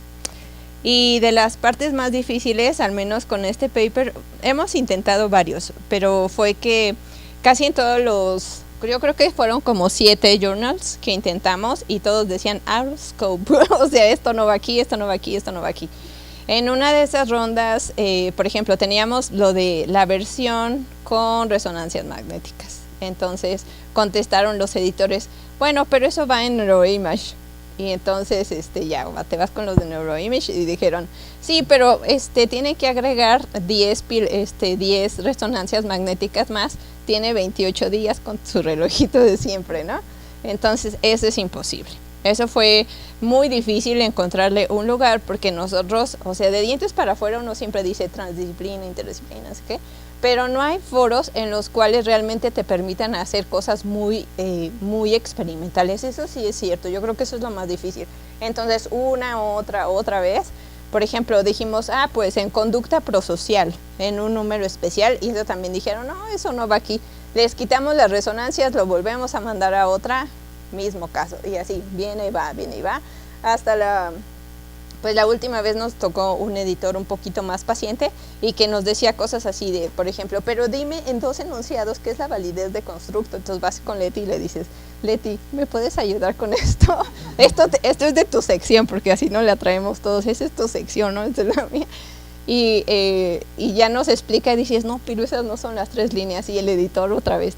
Fue mucho tiempo, yo creo que casi un año de revisiones para la última nada más. Y yo creo que eso es lo más difícil, y pues que también siempre te dicen, por ejemplo, pregúntales a ellos y te van a decir, pues esos filósofos, y en cambio nunca hubieran aceptado algo así en un journal de filosofía. Así, si le preguntas a un colega, claro que no somos filósofos, y para ellos sí, ¿no?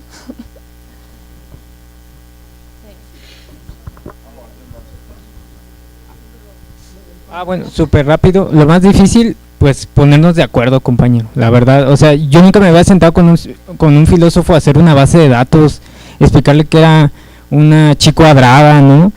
Saúl, que lamentablemente no está, si nos está viendo por línea, Saúl, espero que no me odies, nos quedamos 7 horas en un café explicándole, compañero, esta es una columna de Excel, aquí va el 1, el 2, el 3, el 4, y él nada se me quedaba viendo, ¿no? Entonces, justo esa es la riqueza también de trabajar con múltiples disciplinas, ¿no? Y él también me explicaba cosas de lo de trampa, toda la teoría, y yo solo pensaba en números, ¿no? A ver, ¿qué tengo que hacer para poder entender esto? Entonces, eso fue también un poco complicado, pero pues también yo aprendí mucho también trabajando con ellos, y eso yo me lo llevo, ¿no? La verdad.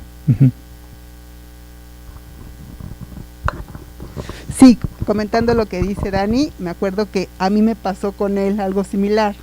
Yo le preguntaba a Jonathan y Jonathan no me daba la respuesta. Yo le preguntaba a Pau, tampoco me daba la respuesta. Entonces, aquí ya en privado iba con Dani. Oye, Dani, ¿me puedes? ¿Qué crees, Leti? Que yo no hice esa parte. Entonces tampoco te puedo explicar.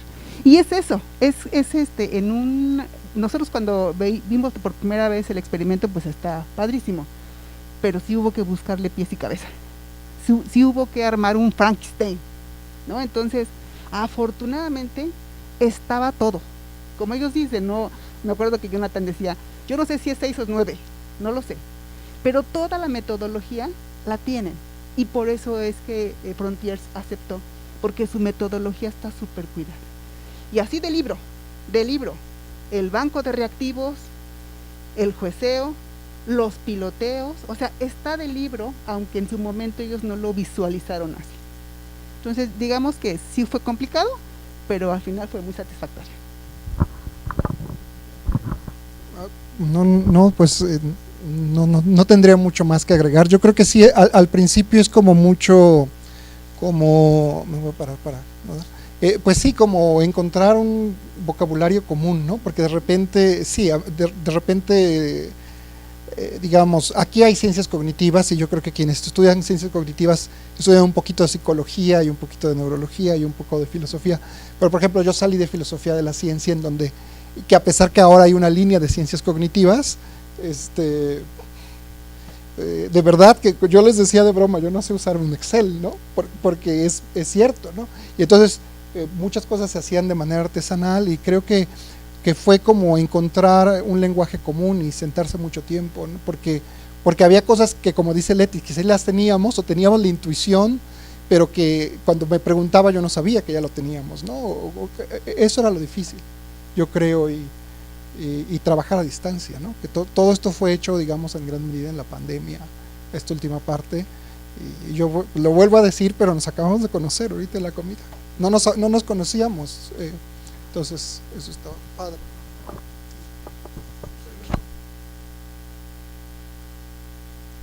Ya está aprendido ya. Primero que nada, felicidades y enhorabuena también por su publicación, por haber llevado a muy buen término el proyecto, y también celebro que haya, bueno, que muchos celebramos que haya este tipo de proyectos realmente interdisciplinarios. A mí me interesaría mucho, no sé si lo mencionaron y como que no lo procesé, pero me interesaría saber si pueden hablar un poco sobre los usos que podrían hacerse o que ustedes quizá están planeando hacer de este instrumento que acaban de validar.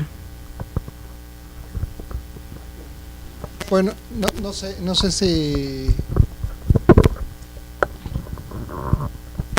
Bueno, el interés principal por el cual Paola y Jonathan y Saúl se acercaron era aplicarlo para resonancia magnética, ver los correlatos neurales asociados a trampa. Entonces, básicamente, lo que les presenté fueron 5 sujetos, una muestra muy pequeña, pero es justificar la implementación de este instrumento en esta metodología para poder, con una muestra más grande, con análisis estadísticos más robustos, poder identificar las regiones cerebrales que podrían estar involucradas en la detección de trampa, ¿no? Ese es de la parte de la aplicación desde la neurociencia cognitiva, ¿no? Pero no sé si alguien quiera decir, pues mencionaban también lo de corrupción. Bueno, respecto a lo de corrupción, sí, pues es hacer estudios más científicos y menos especulativos, porque uno está muy fastidiado de eso. Yo creo que sería... Pero, vale. Miren, nos falta dinero, esa está bien otra, creo que a todos, ¿verdad? Pero como ustedes vieron, son 5 resonancias, necesitamos al menos otras 10, no sé de dónde va a salir ese dinero, y ese es yo creo que de los las partes fundamentales. Y pues el aceptar, o sea, consíguete amigos, pero esos amigos realmente pues tienen que aceptar entrar en otro mundo, ¿no? Entonces eso fue muy difícil, pero pues no sé si porque pues realmente somos muy bondadosas nosotros, Leti y yo, pero vean que esto surge de los filósofos, o sea, eso a mí me da un gusto tremendo porque Jonathan y Paola lo impulsan y entonces es ¿quién me va a ayudar? O sea, francamente, ¿quién se involucra emocionalmente de compromiso real, ¿no? Entonces eso, pues no en cualquier lado, no es por nada, pero pues es eso, ¿no? Me pongo en tus zapatos, te trato de entender y vamos a comunicarnos. Durante la pandemia estamos aterrorizados todos, pero vamos a sacar algo y pues bueno, gracias.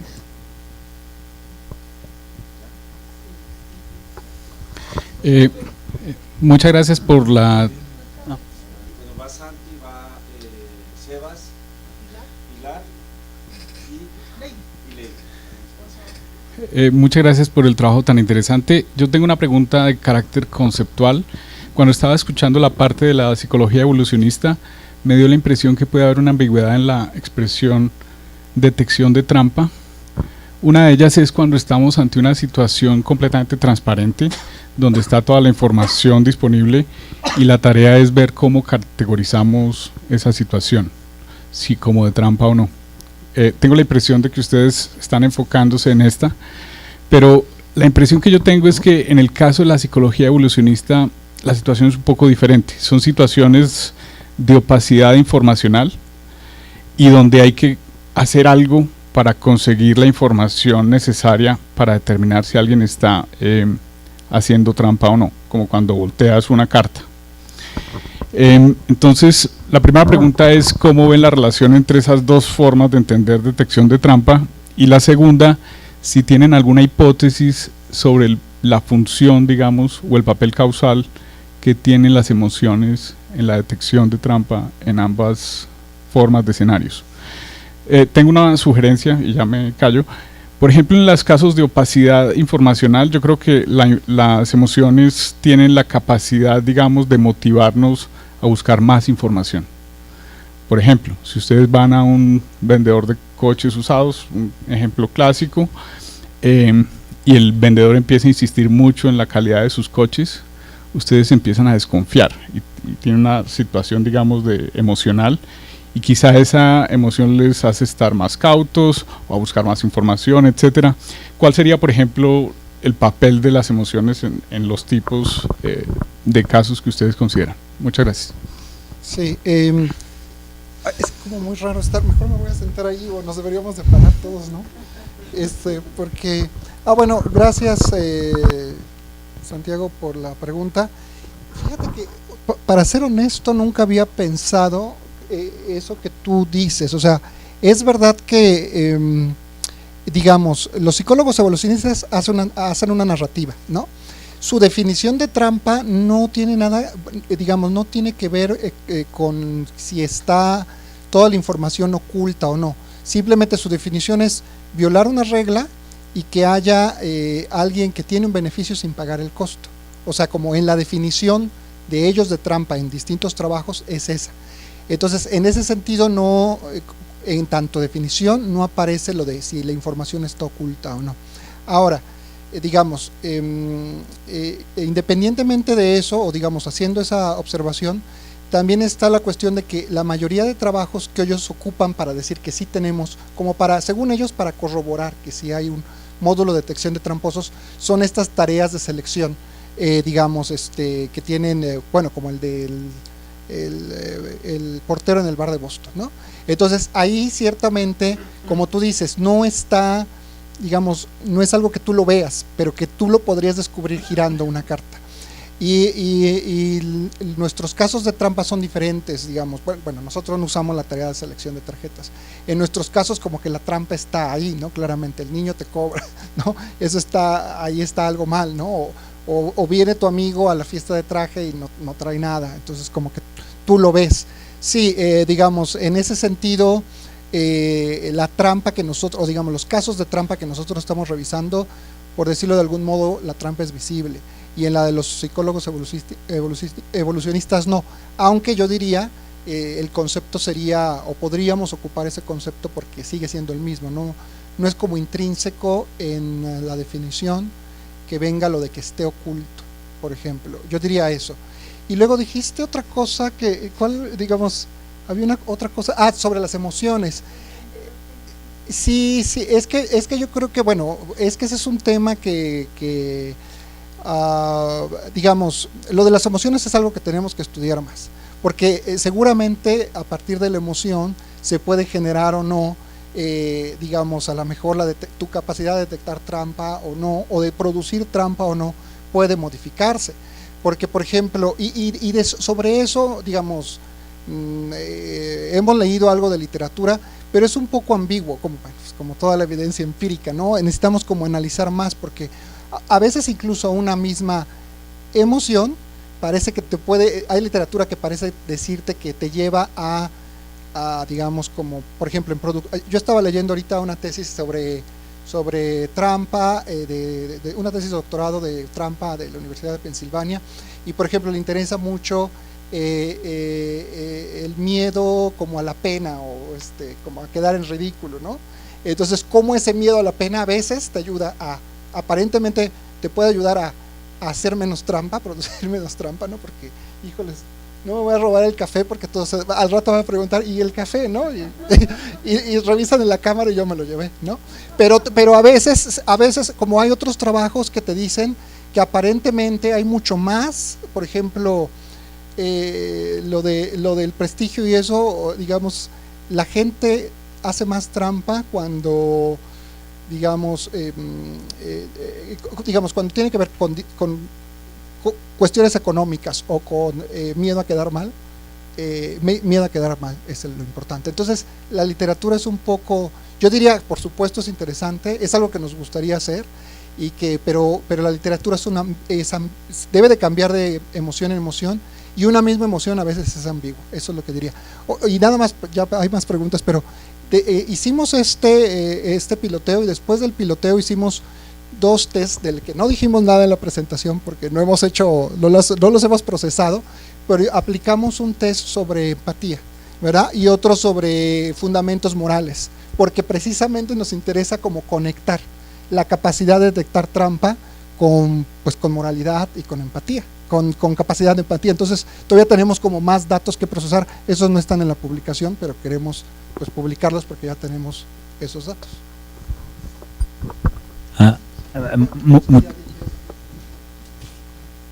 Sí, muchas gracias. Muy interesante. Yo tengo una pregunta que creo que está relacionada con esta. O sea, no me queda claro por qué la teoría rastrea algo que tiene que ver con detección de trampa y no con la posesión del concepto. O sea, que lo que están haciendo los sujetos si tienen el concepto de trampa y lo entienden, tú tienes la descripción y lo que estás viendo es que entienden eso, o sea, no un mecanismo. Por ejemplo, imaginemos que yo puedo detectar que Santiago te está percibiendo, pero me das una descripción que me dice que Santiago está viendo a Jonathan, y entonces yo pues lo único que necesito es entenderlo. Entonces habláis de detección de trampa y no me queda muy claro que eso sea lo que está viendo, porque ¿cómo sería posible que alguien entienda la viñeta y no detecte trampa? O sea, el entendimiento, bueno, no sé, ¿se entiende esta cuestión? Sí, bueno, no sé si, como es difícil la voy a pasar. No es cierto. No sé, y eso es hacer una trampa. No, la verdad es que no lo había pensado, es una muy buena observación, de hecho, pero yo creo que a lo mejor no lo había pensado, porque sí es cierto, a lo mejor tú podrías decir, lo único que están haciendo es entendiendo que es trampa, ¿no? Y simplemente lo aplican. Pero a lo mejor ahí no tengo mucho que decir, pero a lo mejor una de las categorías nos ayuda a eso, precisamente en la categoría en donde tú tienes, lo que queríamos saber es sobre este efecto Robin Hood, hasta qué sentido alguien puede entender que algo es trampa, en el sentido de que yo entiendo que alguien está violando la regla, pero como yo tengo un beneficio, no la pongo a lo mejor tú podrías decir es otro tipo de cosa, ¿no? Pero que como yo estoy teniendo un beneficio, a lo mejor por eso no la pongo en la categoría de trampa, como cuando alguien roba y me convida, ¿no? Entonces, por eso creería yo, como de entrada, que sí tiene que ver, que no solamente es la comprensión del concepto trampa, pero no sé, necesitaría pensarlo más. Pero es como una buena observación, no lo había pensado, no sé. Hay una parte, ese era uno de los problemas que teníamos. Primero, hay que decir que como parte de las validaciones sí no salió, o sea, sí sirve el experimento porque tuvimos cuatro preguntas que son de control para percatarnos, estar seguros de que los participantes sí entendían la situación, y es ¿qué reacción te causa? Esta de enojo, indiferencia, alegría y gusto. Ajá, diferente enojo de simplemente como ¿cómo se llama? Se me olvidó. Ajá, simplemente esas las pusimos en los procesos de validación del cuestionario, y esos fueron como 4 rondas para nosotros estar seguros de que efectivamente sí entendían la situación y que se correspondía con las reacciones emocionales. Ahora, antes de hacer el cuestionario, sí les decías, bueno, fue una lata conseguir los 300 participantes porque quedaron 259, una rogadera todo el mundo. Pero eso sí les decíamos en las instrucciones porque fue una indicación que nos hicieron. A ver, tú tienes que distinguirles, tienes más o menos que darles las instrucciones de la tarea. Hay toda esta división entre producción de trampa por instrucción, simplemente espontáneas, y de eso hay muchos experimentos, como de niños hay muchísimos, de una mentira en cualquier momento, ensayadas sin ensayo, etcétera. Entonces nosotros solo nos concentramos en lo de detección porque se tenía que hacer más pequeño. Cuando empezó el cuestionario, entonces, en los 300 participantes les decíamos, mira, nosotros tenemos este experimento, va sobre esto y estamos analizando ciertas situaciones de trampa, engaño, no sé qué, y para que no pareciera tan sesgado que tú les estás diciendo qué es lo que van a encontrar, por eso son las 5 situaciones. Y haces es que son correlaciones dobles, que tú digas, cuando detectan trampa se dan cuenta de que ellos son afectados y eso les causa enojo, te tienen que quedar las 3 cosas, y sí salieron. Ajá.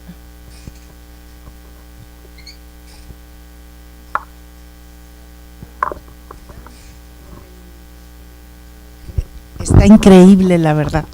Felicidades a todos y todas y todes. Pues mi pregunta realmente no es una pregunta, pero al final, cuando hablan ya de que quieren hacer hacia adelante cosas de cooperación y todo, los ecólogos de la conducta que tenían estas teoría del altruismo recíproco que heredaron a lo mejor de la teoría de la selección de parentesco y eso, daban mucho énfasis, ponían un énfasis importantísimo en 2 cosas. Una era la relación entre el costo y el beneficio, o sea, que fuera mucho más grande el beneficio que el costo.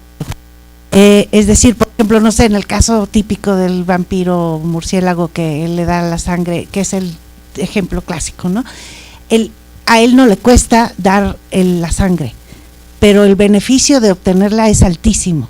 Entonces, esa relación es muy importante para ver si uno va a cooperar o no va a cooperar. Y la otra es el tiempo que pasa, no el tiempo, sino la probabilidad de volverse a ver. Eso tiene que ver con lo que decían de la cantidad de gente involucrada, ¿no? O sea, como para hablar de, sí, probablemente de hacer un grupo social, o sea, lo que es un grupo social, porque en esos términos. Y una cosa interesante que dicen es que pues estos biólogos evolucionistas jamás lograron digamos comprobar uno de los supuestos importantes de esas 2 teorías, que son que reconoces al otro. Y ese punto es muy importante, entonces, porque si no hay manera de reconocerlos, pues no hay manera de que funcionen a la larga la cooperación, ni mucho menos, ¿no? Y ahí creo que no hay, bueno, la vecina y el sobrino, y digo el nieto, y bueno, pues ahí como que hay algún sistema que te permitiría pensar en que vas a reconocer, pero creo que eso lo tienen que tener como, es un supuesto de esos modelos, tanto de la cooperación como de la teoría de parentesco, como la del altruismo recíproco, ¿no? Independientemente de lo que evolucione. O sea, ¿qué es lo que está evolucionando? Evidentemente no es el módulo cognitivo innato, pero para que funcione abstractamente se necesita que esas condiciones, ¿no? Pero bueno, eso.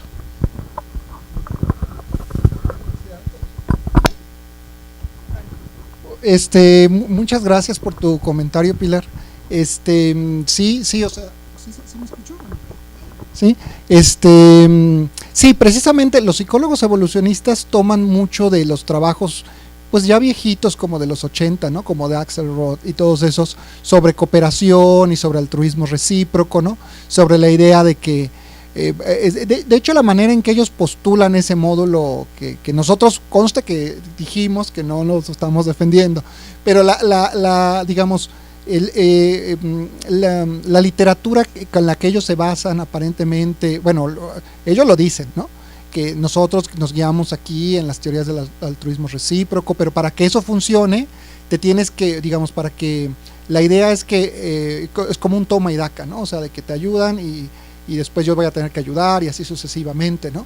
Y entonces sí, ellos dicen algo así como, pues ese módulo tiene que ver, para que eso funcione, debería de haber un montón de cosas, por ejemplo, como el reconocimiento, como tú dices, ¿no? Recordarte, porque si alguien te ayudó, después ese te la va a cobrar, pero es ese, ¿no? O a ese le tienes que pagar, ¿no? O al revés. Entonces, sí, ellos consideran eso y eso es importante. Pero bueno, nada más, bueno, no es tanto como una respuesta a tu pregunta, pero en ese sentido puede ser interesante nuestra categoría 1, la idea de que a veces el beneficio, y ahí puede ser interesante, que a veces el beneficio y el costo no es un ente particular, como un amigo tuyo, o tu mamá, ¿no? O tú, ¿no? Pero sino que a veces el costo y el beneficio puede ser un ente como social extraño, ¿no? Como la universidad. Teníamos uno de, se brinca el torniquete, ¿no? Que, bueno, no pusimos todos, ¿no? Pero, por ejemplo, ahí ¿a quién dañas? A Claudia Sheinbaum, al sistema de transporte colectivo. ¿A quién estás dañando, no? Al sistema, no sé, ¿no? Al gobierno del Distrito Federal. O sea, no sé, o sea, como por eso puede ser interesante esa categoría de si eso cambias, cuando quien recibe el beneficio del daño siempre a veces son entidades, pues, oscuras, por decirlo de algún modo. Pero muy, muy interesante lo que dices.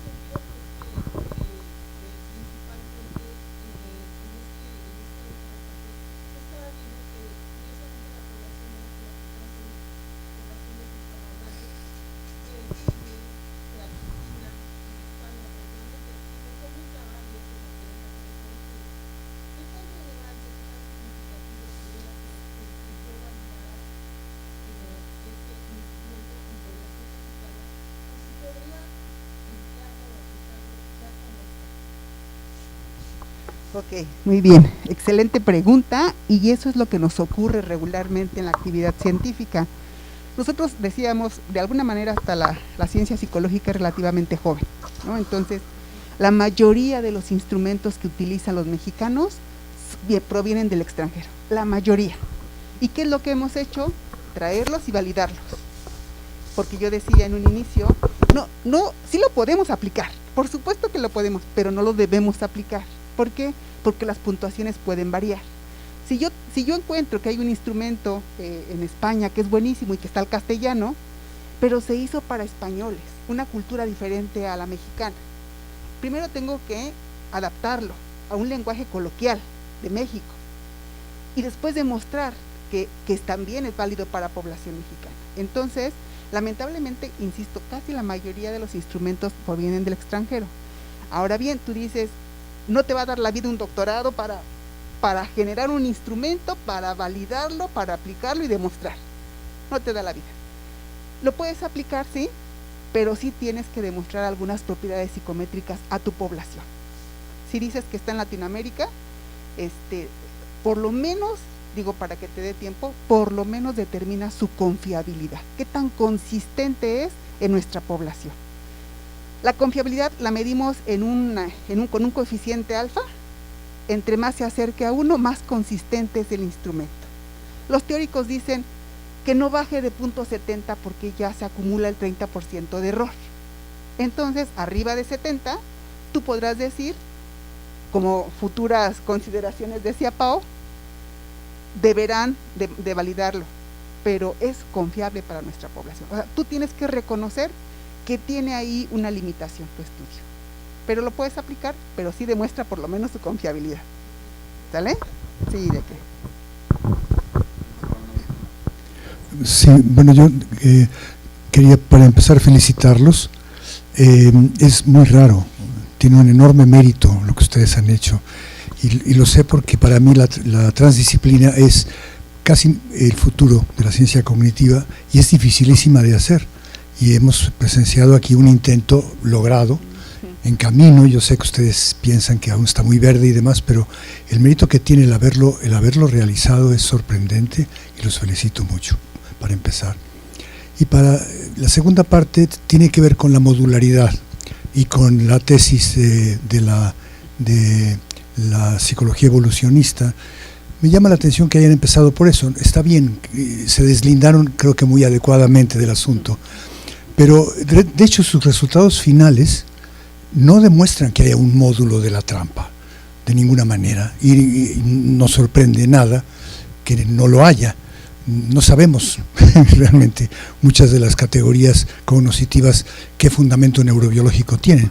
Parecen ser redes dinámicas y demás, ¿no? Pero los módulos que se prenden ahí, muy interesantes, el cíngulo posterior, el precuneus y el cerebelo, ¿no?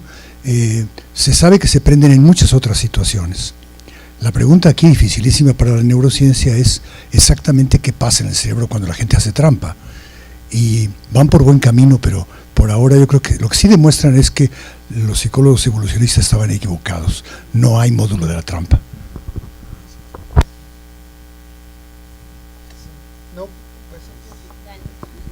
Sí, pues muchas gracias, doctor. En verdad, aprecio también sus comentarios. Creo que es una parte importante de la aplicación a futuro de lo que pensamos hacer con esta investigación, y es justo ver también la conectividad dinámica, ¿no? Que es la nueva metodología en neurociencia, cómo las redes van cambiando a lo largo del tiempo y cómo se adaptan a ciertos estados dinámicos, ¿no? Y esperemos que, bueno, si quieren comparar un peso para las resonancias, podamos ya en un futuro poder presentarles esos análisis más robustos y obviamente incluso juntarlo con otros análisis basados en experiencia, también los sujetos cómo interpretan las razones o el proceso de detectar trampa. Ahí viene la parte emocional, que podría también darle más riqueza a la interpretación neurocognitiva, ¿no? Y bueno, gracias.